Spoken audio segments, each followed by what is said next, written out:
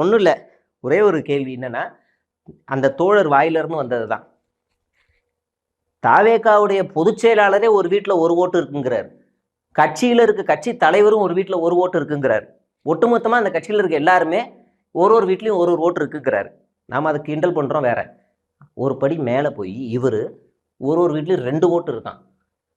ஒரு வீட்லையும் 2 ஓட்டு இருக்கான். 2.5 கோடி ரேஷன் கார்டில் 2 ஓட்டுனா 5 கோடி ஓட்டு இவர் விஜய் வாங்க போறாருன்னு இவர் சொல்றாரு. அப்ப இப்படியான மனிதர்களை நம்ம எதிர்க்கிறதா இல்லை கண்டுக்காம விடுறதா என்ன செய்யறதுன்னு எனக்கு ஒன்றும் புரியலை. ஆனால் இவர் என்னோட நட்பு வட்டத்தில் எல்லா இடத்துலையும் இருக்கார். இவர் மறுபடியும் இன்டர்வியூ வந்தாருன்னா நான் தாராளமாக உட்காருவேன், எனக்கு எந்த பிரச்சனையும் கிடையாது, மறுபடியும் உட்காருவேன். நான் வந்து திரும்ப அந்த நேர்காணலில் என்னோட ஒரே ஒரு கேள்வி தான். இங்கே பாருங்க தோழர், திமுக எதிர்ப்பா? நானும் எதிர்க்கிறேன், வாங்க சேர்ந்து அதில் ஒத்து போயிட்டோம். திமுக எதிர்ப்பு, திமுக சரியில்லை, பிரச்சனை இருக்குது, ஆமாம் நான் ஒத்து போகிறேன். நீங்களும் அதே தான் சொல்கிறீங்க, ஒத்து போகிறோம். அப்போ அதில் விவாதம் இல்லை. என்னோட பாயிண்ட் என்னன்னா, நீங்கள் தாவேகாவை ஆதரிக்கிறீங்க, நான் எதிர்க்கிறேன். ஏன் ஆதரிக்கிறீங்க நான் உங்களை கேள்வி கேட்குறேன்.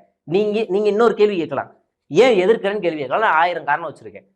ஏன் எதிர்க்கிறன்றதுக்கு நீங்க காரணங்களை சொல்லுங்க, சரி ஆதரிக்கிறன்ற காரணம் சொல்லுங்கன்றதான் என்னுடைய டிபேட்டு. இப்போ இவ்வளோ பிரச்சனைகள் ஓடுது. இதுதான் நம்ம பேசணும். அந்த நேர்காணலில் அவ்வளோதான் பேசியிருக்கோம். ஆனால் வந்து அந்த இவர் போய் அந்த தோழர் அங்கே போய் கொடுத்த நேர்காணலுடைய மையப்பொருள் என்ன அப்படின்னா, ரெண்டுத்துலேயுமே ஒரே மையப்பொருள் தான்.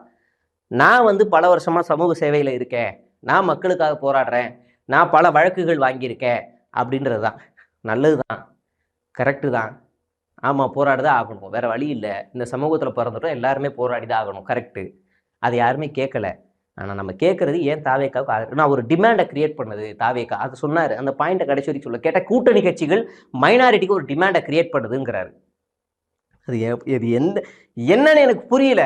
கூட்டணி கட்சிகள் டிமாண்டை கிரியேட் பண்ணுதுன்னா, ஒவ்வொரு தேர்தலையுமே கூட்டணி கட்சிகள் ஏதாவது பேசுவாங்க, பேச்சுவார்த்தை நடத்துவாங்க, தோட்டத்திலையோ எல்லா இடத்துலையும் பேசுவாங்க. இவர் என்னமோ புதுசாக ரிசர்ச் பண்ண மாதிரி டிமாண்டை கிரியேட் பண்ணுதுலாம் பேசிகிட்டு இருக்காரு. சரி பேசிட்டு போட்டோம், பிரச்சனை இல்லை.